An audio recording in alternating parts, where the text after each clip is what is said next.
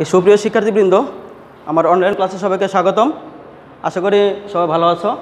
আমি মোহাম্মদ রফিকুল ইসলাম, সহকারী শিক্ষক গণিত, Dhakeshwari mills school and college. আজকের ক্লাস হলো পদার্থবিজ্ঞান। তোমরা নিশ্চয়ই ছবিটি দেখতে পাচ্ছ, ভিডিওটি দেখো একটু মনোযোগ সহকারে। কি দেখা যাচ্ছে? একটি বিড়ালের উপরে বেলুন লেগে আছে, তাই না? এটা কেন হচ্ছে আমাকে বলতে পারবো? হ্যাঁ, বলতে পারবো। ক্লাসটা শেষ হয়ে গেলে আমরা বলতে পারবো যে কেন বেলুনটা বিড়ালের গায়ে এরকম লেগে আছে। এটা মেন কারণ হলো যে বিড়ালটার গায়ে একটা স্থির তড়িতের সৃষ্টি হয়েছে। সো আজকে আমাদের ক্লাসটা হলো স্থির তড়িৎ। স্থির তড়িৎ হলো যে তড়িৎ যেখানে সৃষ্টি হয় সেখানে স্থির থাকে। এটা সাধারণত পরিবাহী তার দ্বারা এক জায়গা থেকে অন্য জায়গায় ট্রান্সফার করা যায় না, এই জন্য এটার নাম হলো স্থির তড়িৎ।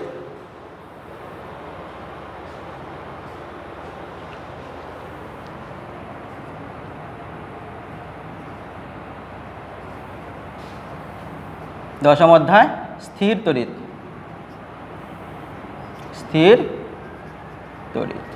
তাহলে আমরা এই পাঠ শেষে যা যা জিনিসগুলো জানবো, আধান সৃষ্টির মৌলিক কারণ ব্যাখ্যা করতে পারবো, ঘর্ষণ ও আবেশ প্রক্রিয়ায় আধান সৃষ্টি ব্যাখ্যা করতে পারবো, এরপরে তড়িৎ বীক্ষণ যন্ত্রের সাহায্যে আধান শনাক্ত করতে পারবো।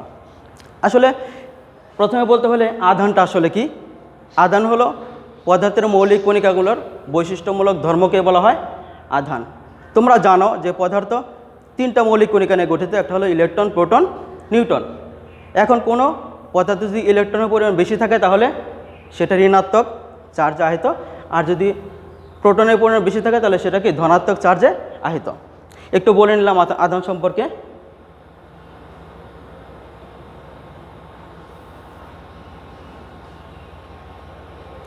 দেখো, একটা সিল্কের কাপড়, আমরা জানি আধান ট্রান্সফার হয়। টাকা পয়সা যেরকম ট্রান্সফার হয় ঠিক ইলেকট্রনও কি হয়? ট্রান্সফার হয়। সাধারণত আমরা যদি দুটি বস্তুকে ঘর্ষণ করি, ঘর্ষণের মাধ্যমে কিন্তু ইলেকট্রন আদান প্রদান হয়। যে বস্তু ইলেকট্রন কম আকর্ষী সে অন্য বস্তু থেকে ইলেকট্রন গ্রহণ করে ঋণাত্মক আধান আহিত হয়। ঠিক একইভাবে যদি সিল্কের কাপড়কে আমরা একটা কাঁচদণ্ড দিয়ে ঘষি, দেখো সবাই একটু মনোযোগ সহকারে।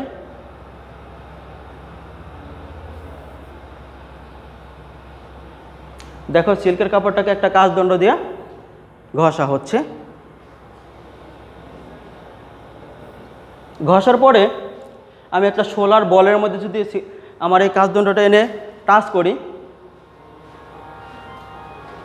সোলার বলের পর কাঁচদণ্ড টাচ করার পরে দেখো কি হচ্ছে? সোলার বলটা কাঁচদণ্ডকে কি করছে? আকর্ষণ করছে। তার মানে এই সোলার কাঁচদণ্ডের মধ্যে একটা কি হচ্ছে? আধানের সৃষ্টি হচ্ছে।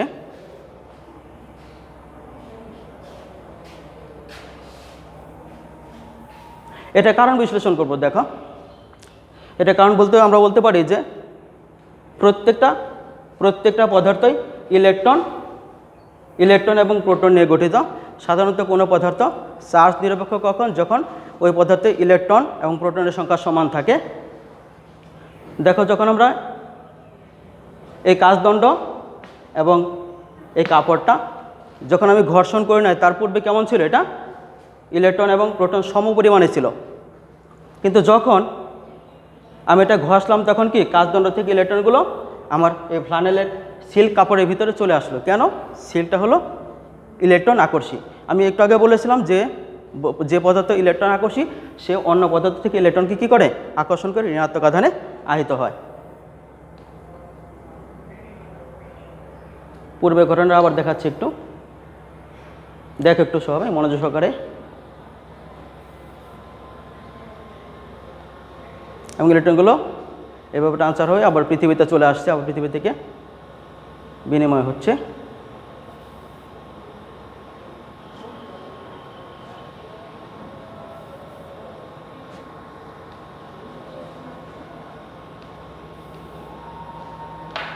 একইভাবে যদি আমরা প্লাস্টিক দণ্ড দিয়ে ঘর্ষণ করি তবুও এটা কি হয়? আধানের বিনিময় হয়। এইভাবে আমরা ঘর্ষণের মাধ্যমে কোনো বস্তুকে আধানে কি করতে পারি? রূপান্তরিত করতে পারি। এখন পরমাণুর গঠনের ভিত্তিতে কোনো বস্তুর আহিত হওয়ার ঘটনা আমরা ব্যাখ্যা করতে পারবো জোড়ায় জোড়ায়। তোমরা যদি একটু বইটা পড়ে নাও তাহলে অবশ্যই এটা ঘরে বসেও করতে পারবে। এবার দেখো কোনো পদার্থের ভিতরে আধান আছে কি না সেটা আমি একটা যন্ত্রের মাধ্যমে টেস্ট করতে পারি। সেই যন্ত্র হলো এইটা, যাকে বলা হয় তড়িৎ বীক্ষণ যন্ত্র, যার মাধ্যমে তড়িতের আধানের অস্তিত্ব এবং প্রকৃতি নির্ণয় করা যায়। মানে অস্তিত্ব মানে তার ভিতরে আধান আছে কি না এবং থাকলে কোন ধরনের আধান, ধনাত্মক না ঋণাত্মক, সেটা আমরা এই যন্ত্রের মাধ্যমে টেস্ট করতে পারি। দেখো এই যন্ত্রটার নাম হলো তড়িৎ বীক্ষণ যন্ত্র। সুপ্রিয় শিক্ষার্থীবৃন্দ একটু মনোযোগ সহকারে দেখো, হাতে একটা বস্তু আছে, তোমরা সবাই দেখতে পাচ্ছ, এটার ভিতরে আধান আছে। কি আধান বলো দেখি? ধনাত্মক আধান। প্লাস চিহ্ন মানে কি? ধনাত্মক আধান। এখন যদি এই বস্তুটাকে আমি এই যন্ত্রের মধ্যে নিয়ে যাই, দেখো এখানে দুটি পাত আছে, পাত দুটি কি হয়ে গেছে? ফাঁকা হয়ে গেছে। তার মানে কি হচ্ছে? এই চার্জটা ধনাত্মক আধানটা এখানে গিয়ে এই দুটা পাতের মধ্যে জমা আছে। তার মানে এখন আমার এই যন্ত্রটা ধনাত্মক আধানে আহিত। এবার দেখো ফ্লানেলের কাপড়, এরপরে ইবোনাইট দণ্ড মানে কাচদণ্ড। আমি বলেছিলাম যে ঘর্ষণের ফলে কি হয়? তড়িতের সৃষ্টি হয় এবং ইবোনাইট দণ্ডটা ঋণাত্মক আধান আহিত আছে। একটু আগে আমি দেখাইছি, এটা তোমরা দেখেছো মনোযোগ সহকারে।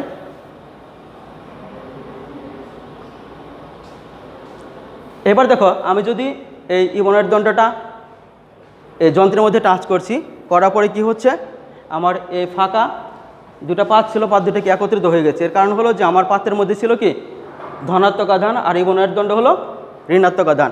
আমরা জানি ধনাত্মক এবং ঋণাত্মক পরস্পর কী করে? আকর্ষণ করে। এই জন্য পাত দুটো কী হয়ে গেছে? আবার চেপে গেছে। এইভাবে আমরা এই যন্ত্রের মাধ্যমে কি করতে পারি? এই যন্ত্রের মাধ্যমে আমরা কোনো বস্তুতে আধানের অস্তিত্ব এবং প্রকৃতি নির্ণয় করতে পারি। তোমরা এরকম অনেক দৃশ্য বাসায় দেখে থাকো যে চুলের মধ্যে যদি আমরা একটা চিরুনি যেরকম ঘষি, বাচ্চারাও দেখে, ঘষার পরে এটা যদি আমরা ছোটো ছোটো কাগজের টুকরোর মধ্যে ধরি, দেখা যায় কাগজের টুকরোগুলো কি চিরুনিটাকে আকর্ষণ করে। তার মানে কি? ওই চিরুনির মধ্যে বা প্লাস্টিকের মধ্যে একটা স্থির তড়িতের সৃষ্টি হয়েছে। সো এরকম অসংখ্য ঘটনা আমাদের ঘটছে স্থির তড়িতের জন্য। এটার প্রচুর ব্যবহার আছে এবং এটা কিছু বিপদ আছে। পরবর্তী ক্লাসে আমরা ব্যবহার এবং বিপদগুলো দেখব।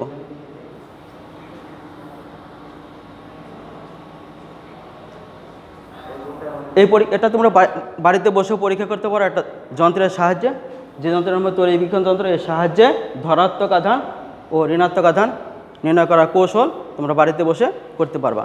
সো এই টপিক্সটা তোমরা যদি বাসা ভালো করে পড়ো আর আমার ক্লাসটা একটু ভালো করে দেখো, তাহলে আশা করি এই টপিক্স পুরোপুরি তোমরা বুঝতে পারবা। Thank you so much. Okay, আমি প্রথমে আধান সম্পর্কে বলেছি। এই আধান নিয়ে কুলম্ব একটি সূত্র দিয়েছে। সূত্রটি হলো এরকম, যদি দুটি আমি আধান পাশাপাশি, একটা Q1 একটা Q2 এরকম ডি দূরত্বে রাখি, তাহলে এই কুলম্ব বলেছে যে এই আধান দুটির মধ্যকার আকর্ষণ বা বিকর্ষণ বল আধান দুটির গুণফলের সমানুপাতিক এবং দূরত্বের বর্গের ব্যস্তানুপাতিক। সো এই দুটো আধান এর মাঝে মধ্যকার আকর্ষণ বল যদি F হয়, তাহলে সে বলেছে F is proportional to Q1 into Q2। আকর্ষণ বল আধান দুটির গুণফলের সমানুপাতিক। আবার কি বলছে? আকর্ষণ বল আধান দুটির দূরত্বের বর্গের ব্যস্তানুপাতিক। সো দেখো যদি আমরা দুটাকে অ্যাড করি তাহলে কি হয়? F is proportional to Q1 Q2 by D square. এটা হলো কুলম্বের সূত্রের গাণিতিক রূপ। তাহলে এই সূত্র থেকে আমরা জানতে পারলাম যে কী বলছে, দুটি বিন্দু আধানের মধ্যকার ক্রিয়াশীল আকর্ষণ বা বিকর্ষণ বলের মান, দুটি বিন্দু আধানের মধ্যকার ক্রিয়াশীল আকর্ষণ বা বিকর্ষণ বলের মান আধান দুটির গুণফলের সমানুপাতিক এবং দূরত্বের মধ্যকার দূরত্ব ডি দূরত্বের বর্গের ব্যস্তানুপাতিক। এটা হলো কুলম্বের সূত্র। এই সূত্রের সাহায্যে আমরা যে কোনো দুটি বিন্দু আধানের মধ্যকার আকর্ষণ বা বিকর্ষণ বল বের করতে পারছি, Q1 Q2 by D square. এখন সি হলো, এটাকে বলা হয় কুলম্বের ধ্রুবক। তোমরা দেখতে পাচ্ছ তোমাদের বইয়ের মধ্যে এরকম অনেক গাণিতিক সমস্যা আছে। এই সূত্রের সাহায্যে আমরা যে কোনো গাণিতিক সমস্যা সমাধান করতে পারি। আজকে দেখো এই সি হলো, এটাকে বলা হয় কুলম্বের ধ্রুবক। ধ্রুবক মানে কি এর মানটা হলো নির্দিষ্ট, সব জায়গাতে এর মান যা আছে এর মানটা দেওয়া আছে, বলে দেওয়া আছে C is equal to C সমান 9 into 10⁻9 9 into 10⁻9 sorry newton coulomb square. এটা হলো সি এর মান। সো এই মানটা আমার জানতে হবে newton metre square coulomb per square. এই মানটা জানা থাকলে যে কোনো দুটি বিন্দু আধানের মধ্যকার আকর্ষণ বা বিকর্ষণ বল আমরা বের করতে পারি। এবার দেখো আমি এই সূত্রের মাধ্যমে একটা গাণিতিক সমস্যা সমাধান করে দেখাবো।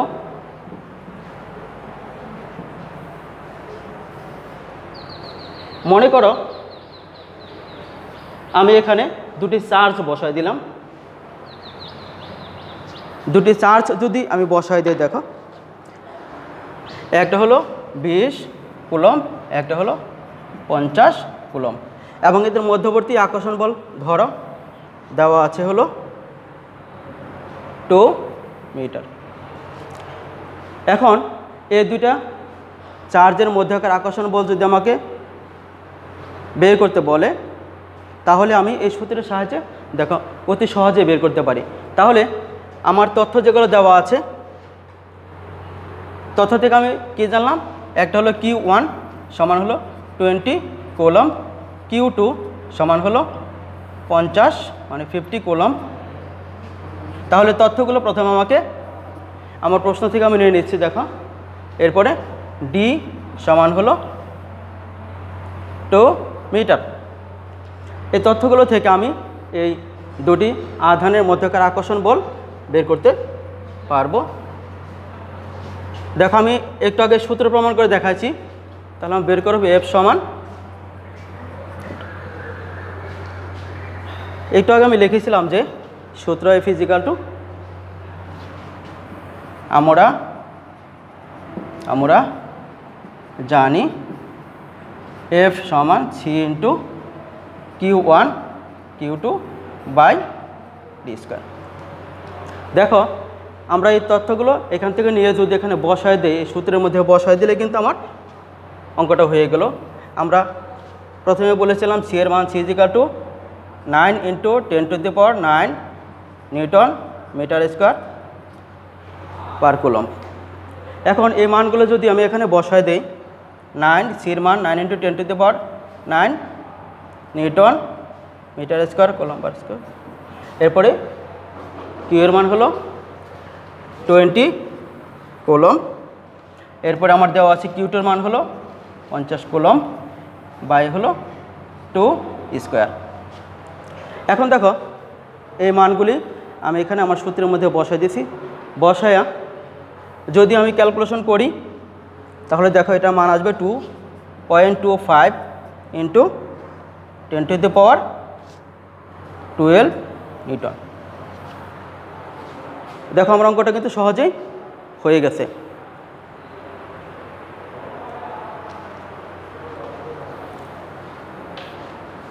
এখন দেখো এভাবে আমি যে কোনো যদি অঙ্ক দেওয়া থাকে, বলে দেওয়া থাকে, দুটি চার্জ দেওয়া থাকে, মধ্যবর্তী দূরত্ব দেওয়া থাকে, তাহলে সহজেই কিন্তু আমি এই সূত্রের মাধ্যমে সেই অঙ্কটা সমাধান করতে পারি।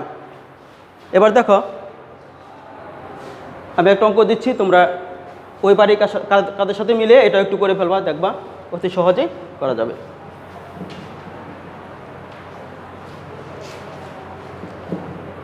এখন যদি আমি এখানে চার্জগুলো চেঞ্জ করে দিই এবং দূরত্বটাও চেঞ্জ করে দিই, ধরো এখানে দিলাম 10 কুলম্ব, এখানে দিলাম 20 কুলম্ব, মধ্যবর্তী দূরত্ব হলো 4 মিটার। যদি বলা হয় যে দুটি আধান, একটা হলো 10 কুলম্ব ও কত 20 কুলম্ব, এর মধ্যবর্তী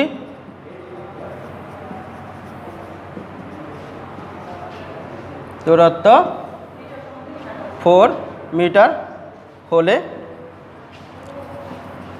এদের মধ্যকার আকর্ষণ বল নির্ণয় করো। দেখো একটু আগে যে বাড়ির কাজের কথা বলছিলাম সেটার সাথে তোমরা এই সূত্রের সাহায্যে এই অঙ্কটাও ইজিলি করতে পারো। ঠিক আছে, ওকে, ক্লাসটা শেষ হয়ে গেছে। আসলে ক্লাসের ফাঁকে কোনো কথাই তোমাদের বলতে পারি নাই। দেশের যে সার্বিক পরিস্থিতি তোমরা জানো যে করোনা নামক মহামারী যে ভাইরাসটা, এটা কিন্তু আমাদের গ্রাস করেছে। আমরা যদি স্বাস্থ্যবিধি না মেনে চলি তাহলে কিন্তু আমরা অনেক ক্ষতিগ্রস্ত হব। তোমরা ঘরে বাইরে বের হবে না, কারণ জানো যে সারা বিশ্বের অবস্থা খুবই খারাপ। করোনা নামক ভাইরাসটা এটা আক্রান্ত হলে নিকট আত্মীয় কাছে আসে না। সো এই জন্য আমরা স্বাস্থ্যবিধি মেনে চলবো এবং নিয়মিত সাবান দিয়ে হাত ধুবো এবং সুষম খাবার খাবো। তাহলে কি হয়, তাহলে আমরা আমাদের দেহের ভিতরে রোগ প্রতিরোধ ক্ষমতা সৃষ্টি হবে। আমরা আক্রান্ত হলেও এই ভাইরাসটা আমাদের ক্ষতি করতে পারবে না। আর আমরা জনসমাগম এড়িয়ে চলবো এবং ঘরে থাকবো। ঘরে বসেও কিন্তু অনেক কিছু করা যায়। বর্তমানে ডিজিটাল যুগে ঘরে বসে কিন্তু অনেক কাজ করা যায়। যেমন তোমরা যদি ঘরে বসে ক্লাসটা দেখো তাহলে একটু লেখাপড়া করার মতো মানসিকতা কিন্তু সৃষ্টি হবে এবং সহজে বিষয়টাও আয়ত্ত করতে পারবা। এজন্য সকলের প্রতি শুভকামনা রইল। করোনা ভাইরাসে যারা আক্রান্ত হয়ে মারা গেছে তাদের আত্মার মাগফিরাত কামনা করছি এবং যারা আক্রান্ত হয়ে অসুস্থ আছে তাদের সুস্থতা কামনা করে আমি আমার ক্লাসটি শেষ করছি। সবাইকে ধন্যবাদ।